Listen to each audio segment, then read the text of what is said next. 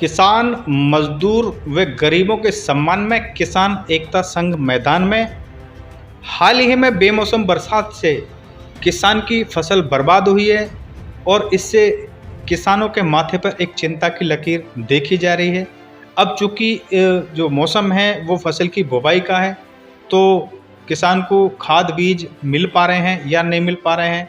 इसके साथ ही और जो तमाम मुद्दे हैं किसानों के, उनको लेकर किसान एकता संघ के उत्तर प्रदेश अध्यक्ष चौधरी शौकत अली चेची हमारे साथ मौजूद हैं। इन तमाम मुद्दों को लेकर चौधरी शौकत अली चेची से बातचीत करते हैं, ये आपको रूबरू कराते हैं। शौकत अली जी, गौतम बुद्ध नगर की बात करें तो यहाँ पर नोएडा, ग्रेटर नोएडा और यमुना जैसी अथॉरिटी हैं। किसानों को किस तरह से जो सरकार की योजना है उनका लाभ मिल पा रहा है, और यहाँ 64% जैसे मुआवजा और किसान आबादी की भी समस्या है, एक लंबे समय से चली आ रही हैं। फिलहाल किसान एकता संघ की क्या एक मुहिम है, क्या अभियान चलाया जा रहा है?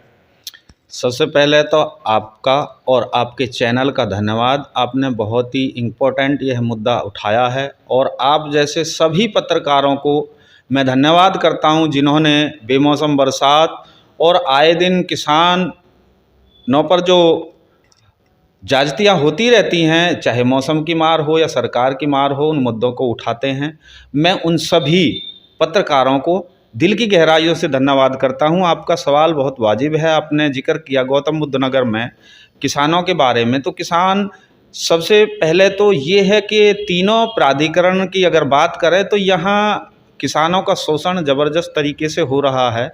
इस बात को मैं पीछे छोड़ करके सबसे पहले किसानों की उस बात पर आता हूँ। बेमौसम बरसात ने लगभग 17 राज्यों में भारी नुकसान किया है और गौतम बुद्ध नगर के अंदर तो आज भी कई खेत ऐसे हैं जो मैंने देखा है कि मजदूर तो उनमें मिलने के लिए तैयार नहीं है। खेत फसलों में पानी खड़े हुए हैं, ना ही उनको मशीन काट सकती है, ना ही मजदूर कर सकता है। और तकरीबन आपको मैं जानकारी दे दूं तो 1 बीघे में धान में लगभग 7,000 रुपये बीघे की लागत आती है। हालांकि उत्तर प्रदेश सरकार ने आदेश दिया है, अधिकारियों को कहा है कि भी आप सर्वे कराएं जा कर के, और जहां जहां फसल बर्बाद हुई हैं उनको 18,000 रुपये बीघे किला का मुआवजा दिया जाएगा। लेकिन ये सारी हवाई बातें हैं कि पिछले 5 साल चले गए थे योगी जी की सरकार को, दोबारा से योगी जी मुख्यमंत्री बन कर के आए हैं, तब से कुछ नहीं दिया, तो आगे भी उम्मीद ना के बराबर है। अब सवाल यह आता है कि यमुना प्राधिकरण और ग्रेटर नोएडा प्राधिकरण और नोएडा प्राधिकरण में किसानों को भारी भरकम यानी बेतहा शोषण हो रहा है। उनकी पुरानी आबादियों को तोड़ दिया जाता है अवैध बना करके, जबकि किसानों ने मुआवजा भी नहीं उठाया। अगर मैं यमुना प्राधिकरण की बात करूं तो 64% का जो मुआवजा था, जो कोर्ट ने आदेश किया है, तकरीबन 8-9 महीने के करीब मेरा अंदाज़ा ये है कि आदेश किए हुआ अभी तक उनको मुआवजा ना के बराबर दिया जा रहा है। उसमें जो है किसान एकता संघ के हमारे माननीय राष्ट्रीय अध्यक्ष सोरेन प्रधान जी ने एक शुरुआत की थी और हमने धरना भी उसमें दिया था। और धरने में ये निश्चित हुआ था कि भी हम एक तरफ से सभी का बकाया मुआवजा जो रुका हुआ है 64% का, उसको देंगे। लेकिन बाद में आकर के प्राधिकरण उसमें मुकर गया और उन्होंने ये कहा कि भाई आप ऐसा कर लीजिए कि जहाँ जहाँ हमें ज़रूरत पड़ रही है उसका हम मुआवजा देते चले जाएंगे, बाकी का बाद में देंगे। लेकिन वो चीज़ जो है कहीं ना कहीं शोषण के अनुसार चल रही है। उसमें और संगठन भी आए हैं, उन्होंने भी अपना अपना एक तरीक़ा से एक अपना प्रस्ताव रखा था, जिसमें 10% आबादी का मामला था, जिसमें बैकलीज का मामला था। कहीं ना कहीं सरकार तक ये बातें गई, लेकिन सरकार के कान पर कोई जूं तक नहीं रहेंगी।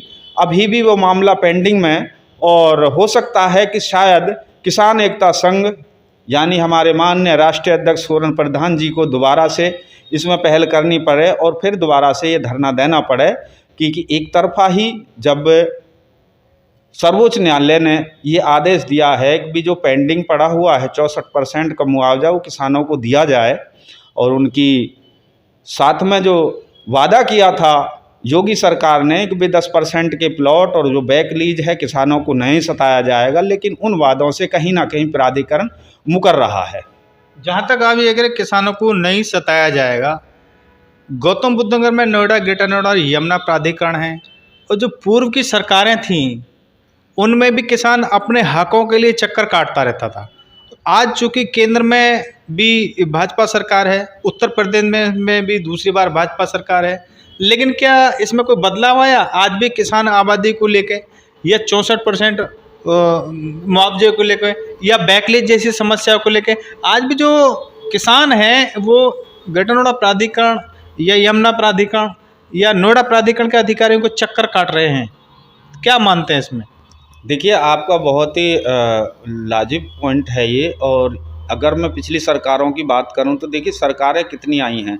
अगर हम देश आज़ादी से पहले गुलामी की बात करें, इतिहास को देखें, तो किसानों का तब भी शोषण होता था और देश आज़ाद होने के बाद भी किसानों को शोषण ही हुआ है। लेकिन जहाँ तक मैंने देखा है कि सबसे ज़्यादा इस भाजपा सरकार में किसानों को शोषण हुआ है, चाहे आवारा पशु को लेकर, महंगाई को लेकर के। अभी आपने जिक्र किया था गेहूं की बुआई के बारे में, तो गेहूं की बुआई के बारे में मैं बता दूं, पिछली साल मैंने 29 रुपये किलो बीज को ख़रीदा था, गेहूं का बीज। अब की बार मैं 32 रुपये किलो बीज को लेकर के आया हूँ। डाई जो पिछली साल मैंने ख़रीदी थी 1250 रुपये ख़रीदी थी, अब क्या 1500 के आसपास में ख़रीदी है, यानी 1500। वो एक अलग लॉजिकल है कि हम थोड़ा सा खैस्तान कर लेते हैं, 10 रुपये टूट जाते हैं, बाकी 1550 की डाई दुकानों पे मिल रही है और गोदामों पे तो नाम मात्र के लिए आती है। और उसमें जो है ये सेटिंग कह लो या क्या कह लो, कुछ नहीं कहा जा सकता, वो हाथों हाथ भाग जाती है क्योंकि नाम मात्र के बराबर आती है। और अगर कीटनाशक दवाइयों की बात करें, खरपतवार नाशक दवाइयों की बात करें, तो उनमें डबल इजाफा हो चुका है। अब सवाल यही आता है घूम फिर करके कि किसान करे तो करे क्या, क्योंकि किसान जिस दर्द को लेकर के सोता है उसी दर्द को लेकर के वो जागता है। तो सबसे ज़्यादा अगर शोषण हो रहा है तो इस भाजपा सरकार में ही हो रहा है, क्योंकि हमारे माननीय नरेंद्र मोदी जी ने वादा किया था कि 2022 में किसानों की आय दुगनी हो जाएगी।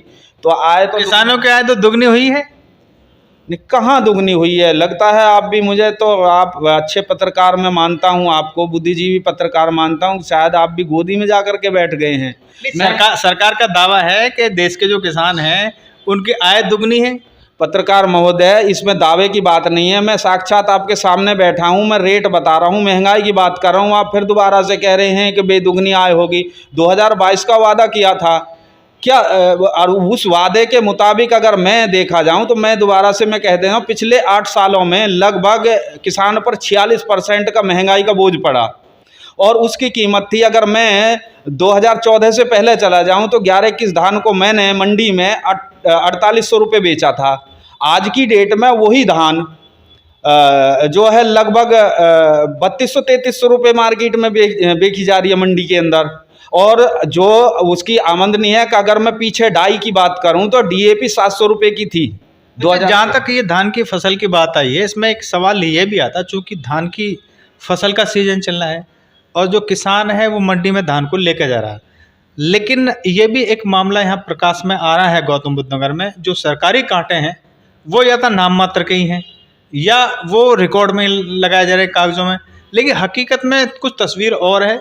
और किसान मंडी में जाता है जब वहाँ सरकारी कांटे नहीं होते हैं या वहाँ उसको नहीं खरीदा जाता, तो वो औने पौने दामों पे जो आड़तियों को बेचता है। उसके बाद में फिर सरकारी कांटे लगाए जाते हैं और फिर वही आड़ती फिर सरकारी कांटों पे बेचते हैं। तो ये क्या है एक मामला जो है, इसमें किसान एकता संघ का क्या रुख रहेगा? बहुत ही वाजिब आपका सवाल है। ये समस्या सदियों से चली आ रही है। और अगर मैं बात करूं तो जब किसानों ने, पूरे देश के किसानों के संगठनों ने दिल्ली में धरना दिया था, तो उससे पहले मात्र 7% के आसपास में किसानों की एमएसपी पर खरीदी होती थी। लेकिन जब वो आंदोलन हुआ तो केंद्र सरकार बैकफुट पर गई, तो आज की डेट में भी 14-15% ही किसान की एमएसपी पे माल खरीदा जाता है, जिस आप जो है सरकारी कांटे की बात कर रहे हैं। लेकिन अब ढुलमिल रवैया वही हो गया है कि ये जो है आड़ती इसमें दोषी नहीं है, जो व्यापारी है व्यापारी दोषी है। वो कहीं ना कहीं उसकी जो है सरकार से सांठगांठ है। आड़ती को परसेंटेज मिलता है, क्योंकि आड़तियों को मैंने देखा है, मेरी भी उम्र लगभग 52 साल के करीब होगी। जब तक मैं 12 साल की उम्र में तब से मैं खेती करता है। तो आड़ती तो किसानों के लिए लड़ता है कि भाई हम इस रेट में माल को नहीं बेचेंगे, और किसान नाराज़ है, किसान मेरे कपड़े फाड़ देगा, ये माल इतने का नहीं है, ये इतने का लेना हो तो लो, नहीं तो कोई दूसरा आएगा। लेकिन कहीं ना कहीं जो है व्यापारी वर्ग इसमें आपस में सेटिंग कर लेता है, और सेटिंग करके वो एक रेट निश्चित तय कर लेते हैं। बाकी तो वो ड्रामेबाजी होती है कि जो बोली पे अगर बोली पे माल लिया जाता है तो उसमें 10 रुपये बढ़ जाते हैं किसान के। लेकिन किसान के माल की कीमत न पहले मिली ही न आज मिली ही। अगर मैं बात करूं कि 2074-75 की, उस टाइम पे मुझे हल्का सा होश है, बहुत हल्का सा होश है। पहले हमारी दादरी मंडी लगा करती थी और उसमें बैलगाड़ी भैंसा बुग्गी इससे माल जाया करता था। तो उस टाइम पे जो है 1 रुपये किलो जौ मटर की फैसिलिटी हमारे पिताजी ले जा रहे, तो 1 रुपये किलो, 50 पैसे किलो, इस तरीका का। और डीजल पेट्रोल का भी तकरीबन यही रेट था। आज डीजल पेट्रोल 100 के आसपास पहुंच गया। लेकिन किसान की अगर मैं धान की बात करूं तो धान मैंने जो बेची है अब 30 रुपये किलो बेच के आया हूं मैं। तो कितने % का इजाफा हुआ। अगर मैं गेहूं की बात करूं तो गेहूं मैंने 32 रुपये किलो बीज खरीदा है, जबकि मैंने पिछली साल गेहूं को बेचा था 19 रुपये किलो। अब क्या हो सकता है 20 रुपये किलो बिक जाए। तो ये जो चीज़ें हैं इनका लाभ कौन ले रहा है। अगर मैं चावल की बात करूं, जैसे धान की फसल अब उठी है, गेहूं की तैयारी है, वो तो बाद का विषय है। अगर चावल की बात करी जावे तो चावल मार्केट में इसी धान को जिसको मैं बेच करके आया हूँ 30 रुपये किलो में, वही चावल मार्केट में 70 रुपये किलो है। इसका लाभ ले कौन रहा है। सरकारों ने जो है आंखें मूंद रखी हैं, जबकि इनको जानकारी है कि आखिर मार्केट में, क्योंकि चावल तो ये सरकार के लोग भी खाते हैं, तो इनको दिखाई नहीं देता धान की। तो ये सारी चीज़ें कहीं ना कहीं किसान के ऊपर, किसान को अन्नदाता का रूप दिया था। अवतार औलिया पैगंबर जो महापुरुष है, उन्होंने भी भगवान का स्वरूप बताया था अन्नदाता को। लेकिन सबसे ज़्यादा अगर परेशान हैं, दुविधा में हैं, दुखी है, तो इस बीजेपी सरकार में है। अच्छा, आप ये कह रहे हैं कि जो भाजपा सरकार में किसान दुखी है, किसान की जो आय है वो सिर्फ कागजों में दुगनी हुई है, और जो किसानों की लागत है वो महंगाई बढ़ी है। तो चूंकि अब लोकसभा चुनाव भी 2024 में होने वाले हैं, क्या आपको लग रहा है, ये एक राजनीति से जुड़ा सवाल है, क्या आपको लग रहा है कि इस सरकार का बदलाव होगा और किसान क्या इसमें जो अपना जो चोट करेगा वोट का, क्या कहना आपका? देखिए, बहुत ही वाजिब पॉइंट है आपका। अब मैं एक चीज़ करेक्ट कर देता हूँ, सबकी अपनी अपनी एक विचारधारा होती है। जो भी देश के अंदर जागरूक किसान हैं, जिस तरीक़ा से मैं बोल रहा हूँ, इस तरीक़ा से लाखों किसान जो है अपनी बात को रखते हैं। और किसान यानी अपनी ही लड़ाई नहीं लड़ता। किसान से बड़ा देश के अंदर परोपकारी, मेहनती, ईमानदार, खून पसीने की कमाने वाला और दूसरों का पेट भरने वाला अन्नदाता, इसीलिए हमारे पूर्वजों ने नाम दिया था। जो बुद्धिजीवी किसान हैं वो पहले बहकाए में कि भाई आय दुगनी बजाय होने के आधी रह गई। 2022 भी जाने वाला है, 1-2 महीने और बच रहे हैं। दुगनी आय नहीं हुई, आय आधी रह गई और महंगाई दुगनी होगी किसान के ऊपर। वो कहीं ना कहीं बीजेपी के खिलाफ जाएगा। अब रहा जिसको ABCD की मालूम नहीं है, बहुत सारे हमारे किसान भाई ऐसे हैं जिनको यही नहीं पता कि भाई गेहूँ कितने दिन में कट जाता है। बहुत सारे ऐसे किसान हैं, और लेकिन वो अपने आप को किसान कहलाता है। कितने सारे ऐसे हैं व्यापारी किसान बन रहे हैं। टीवी डिबेट में कितनी बार मैं बैठा था, मेरी बराबर में एक किसान बन के बैठा था, उसके हाथ मैंने देखा था जैसे रुई, और मैंने उससे बाहर निकल के बोला, मैंने कहा भाई आप कौन से किसान हो। नुका जी मैं किसान हूँ। मैंने कहा मेरा हाथ पकड़ना। उसने हाथ पकड़ा, नुका जी आपका तो हाथ बहुत हार्ड है। मैंने कहा मैं हूँ असली किसान, आप किसान नहीं हो, आप व्यापारी हो। तो वो कह रहा है चेजी साहब बुरा मत मानना, मैं तो जो है ठेके में खेत लेता हूँ, मुझे कोई मतलब नहीं है। ठेका मैं खेत ले करके और अगले को ठेके में दे देता हूँ, उससे कह देता हूँ मुझे ये चाहिए, तुम्हारे खेत में कुछ हो या ना हो। तो इस तरीके के जो किसान है वो तो किसी को भी वोट दे, लेकिन मेरे जैसा अपने हाथ से खुद खाने कमाने वाला, जो एक एक रुपया का हिसाब लगता हो, वो आदमी जो है बीजेपी के खिलाफ जाएगा। अगर मैं बात करूं पिछली साल की, तो पिछली साल की जो मैं फसल पिछली साल मैंने बोई थी, जितनी बीघे उतनी बीघे मैंने अब की बार बोई है। तो उस फसल में महंगाई की मैं बात कर रहा हूं, तो उस फसल में 50,000 रुपये का अब के ज़्यादा मेरा लागत आई है। जो नगद मैंने 50,000 लगाया है, मेहनत मेरी अलग रही, तो इतना महंगा तो इसमें बढ़ गया। बाकी सिरदर्दियाँ और अलग हैं। और जो आदमी अपनी खुद मेहनत से काम कर रहा है, मैं उस आदमी की बात कर रहा हूँ। 50,000 उसी खेत में एक साल में मैंने 50,000 फालतू लागत लगाई। उसका मतलब ये नहीं है मैं ज़्यादा लगा रहा हूँ, मेरी वही लिमिट है जितनी मैं लगाता हूँ, तोल करके नाप करके। लेकिन महंगाई के हिसाब से 50,000 रुपये उसी खेत में उतने बढ़ गए और इनकम गई घट। तो कैसे मान लेंगे कि भाई मेरे जैसा किसान जो है बीजेपी के खिलाफ नहीं जाएगा? 100% जाएगा। आगे समय बताएगा होता है क्या। अच्छा, एक आखिरी सवाल ये है कि जो कांग्रेस के द्वारा भारत जोड़ो एक यात्रा निकाली जा रही है, तो इसका कितना प्रभाव यहाँ देखने को मिलेगा? चूँकि चुनाव भी है 2024 में, किस नज़रिए से आप इसको देखते हैं? देखिए, सबकी अपनी अपनी विचारधारा है। मैं तो बस यही कहूँगा कि कांग्रेस पार्टी के ही जो लाल बहादुर शास्त्री थे, शायद उन्होंने ही नारा दिया था जय जवान और जय किसान। और राहुल गांधी जी ने जो ये शुरुआत करी है वहाँ से कन्याकुमारी से लेकर के और कश्मीर तक जाएगी, बताया जाता है कि 5-6 महीने तक ये यात्रा चलेगी। उन्होंने भाईचारे का संदेश दिया है। मैं समझता हूँ कहीं तक कांग्रेस बहुत ही अच्छी एक पहल कर रही है। और उसमें अगर सोशल मीडिया को मैं देखूँ तो सोशल मीडिया में काफ़ी लोकप्रियता बढ़ रही है, लोग सराहना कर रहे हैं। बाकी सत्ता में बैठी सरकार के तो शायद मिर्ची लग रही हैं। और जहाँ तक मेरा मानना है कि देखिए कहाँ कितनी लीड मिलेगी कांग्रेस को, लेकिन कांग्रेस का लाभ ही लाभ होगा। अब वो कितना होगा ये तो आने वाला समय बताएगा। यानी कि कांग्रेस को नुकसान नहीं होगा, बीजेपी को नुकसान होगा, कांग्रेस को फ़ायदा होगा।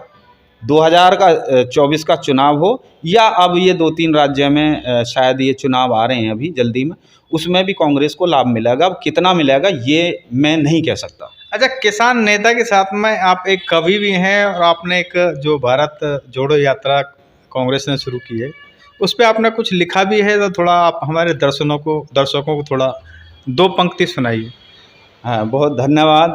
देखिए, मुझे अच्छा लगा आप ये न सोचें कि भाई मैं कांग्रेस की तारीफ़ कर रहा हूँ। मैं तारीफ़ नहीं कर रहा, जो सत्यता है ज़मीन पे दिखाई दे रही है मैं वही बता रहा हूँ। और वही मैंने इस रागनी में बनाया था। एक रागनी बहुत फेमस है और मैं स्वर्गीय चौधरी चरण सिंह जी को अपना आइडल मानता हूँ। वो किसानों के मसीहा कहलाए गए हैं और उनके नाम से एक रागनी है, 2 लाइन में उसकी सुना देता हूँ। हरे चरण सिंह भारत मेरे, तू चरण सिंह भारत मेरे, फिर से ले जन्म दोबारा। हिड़की भर भर के रोवे मजदूर किसान बेचारा। इसी में जो है, जब ये भारत जोड़ो यात्रा की शुरुआत हुई थी और मैंने सोशल मीडिया पे टीवी पे देखा तो मुझे अच्छा लगा कि राहुल गांधी जी ने यानी कांग्रेस पार्टी ने बहुत अच्छी पहल करी है। उसी पे मैंने एक 5 कली की रागनी बनाई थी और उसी में एक शुरुआत करता हूँ। इसी तर्ज में है। ए राहुल की चली यात्रा रे, राहुल की चली यात्रा रे, क्यों उनको बिरची लाई। जीडीपी गरत में पहुंची, जनता की रेशामत आई। ये टेक है और कली जनता कह रही है हम तुमको अपना मान रहे, मन के खेल निराले। ये मोदी जी से कह रही है जनता। हम तुमको अपना मान रहे, मन के खेल निराले, करके नोटों की बंदी, गुल्लक सर रुपए निकाले। ओ महंगाई न जनता मारी रे, महंगाई न जनता मारी, वह सब मेरे खोट निकाले। भाई पड़ोसी रे दुश्मन बन गए, यह कैसी रे हवा चलाई। हो जीडीपी गरत में पहुंची, जनता की रे शामत आई। ओ राहुल की चली यात्रा रे, राहुल की चली यात्रा, क्यों उनको रे मिर्ची लाई। जीडीपी गरत में पहुंची, जनता की रे शामत आई। ये मेरी रागनी एक कली की है, बाकी ये 5 लाइन की लंबा विषय हो जाएगा। तो इसमें जनता ने शुरू में कहा है और उसके बाद में फिर राहुल ने जो पहल करी है इस रागनी में, वो पूरी की पूरी वो चीज़ आई है। और लास्ट कली में जो है उसमें बस यही एक मैं लाइन बोलूँगा जो बिल्कुल लास्ट का तोड़ है। अरे शौकत चेचिरे मानवता में, कवियों ने अलख जगाई। जीडीपी गरत में पहुंची, जनता की रे शामत आई। विजन लाइव न्यूज़ से बात करने के लिए आपका बहुत बहुत धन्यवाद। आपने किसान अधिकारों को लेकर और देश के जो ज्वलंत मुद्दे हैं उनको लेकर आपने हमारे दर्शकों को काफ़ी रूबरू बात करी, इसके लिए आपको बहुत बहुत धन्यवाद। धन्यवाद आपका भी, आपके चैनल का, और सभी देखने वाले जितने भी श्रोता होंगे उनके लिए भी धन्यवाद। तो ये थे चौधरी शौकत अली, जो कि एक किसान नेता के साथ में एक कवि भी हैं और एक लोक गायक भी हैं। इन्होंने अपने एक कविता के माध्यम से जो आज दौर चल रहा है उसमें एक हाल और दर्द बयान किया है, और साथ में इनका एक दावा है कि जो किसान हैं वो आज भी उसी स्थिति में हैं, और जो किसान की आय दुगनी करने की जो बात है वो एक तरह से आंकड़ों में ही आंकड़ों की जादूगरी है, वास्तविक रूप से कुछ और है। जिस तरह से महंगाई बढ़ी है, जिस तरह से फसल की लागत लगी है, उसी हिसाब से किसान बिल्कुल भी खुशहाल नहीं है। फिलहाल इतना ही, आप देखते रहिए विजन लाइव। इस वीडियो को लाइक करें, हमारे चैनल को सब्सक्राइब करें और बेल आइकन जरूर प्रेस करें।